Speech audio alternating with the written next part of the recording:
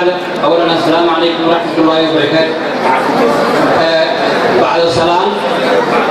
waxaan salaamayaa dhammaan martisharafka ka soo qayb gashay xafladda qalinjabinta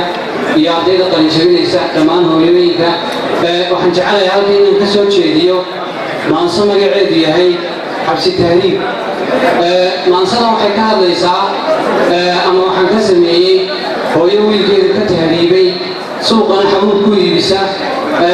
aan awoodi karin lacagta magafa ku xidhay oo runtii iyaduna danyar ah lala soo hadlay lagu yiri wiilkaagii intaasoo lacaga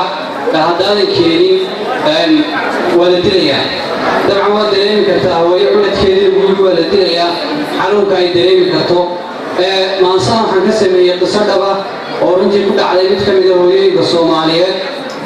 meel kasta ay joogto maansadan hooyadii ayaa hadlaysa oo dareenkeedii ka hadlaysa oo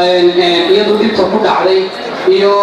meesha ay taagan tahay oo aan awoodi karin lacagta uu ku xidhay magafe ayay ka hadlaysaa maansadu dabcan waxaan jecelahay inaan maansada dhex galo waxay leedahay maansadu marka hooyadii baa hadlaysa saan idiin sheegay aniga maaha waxay leedahay xumaa dunyaal xumaa wayuu xagal gaabana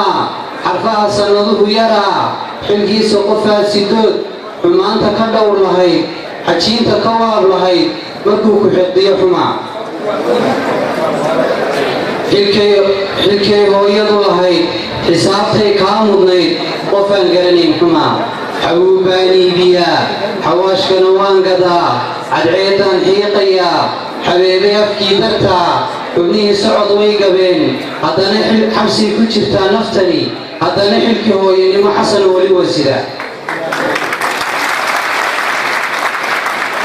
magafe adiga igu xidhay xabsiga adiga iga dhigay xabadda adiga igu ganay hurdada adiga iga xaday adaa fikir ii xidhxidhay xalaal baan kuu dhalay xumida wiilkaygiiyow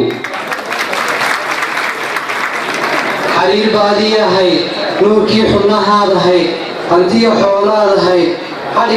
xiddiga bulshadaad ahayd xadhiga nacabkaad ahayd indhaha kuu xiisi jiray xalaal baan kuu dhalay xumida wiilkaygiiyow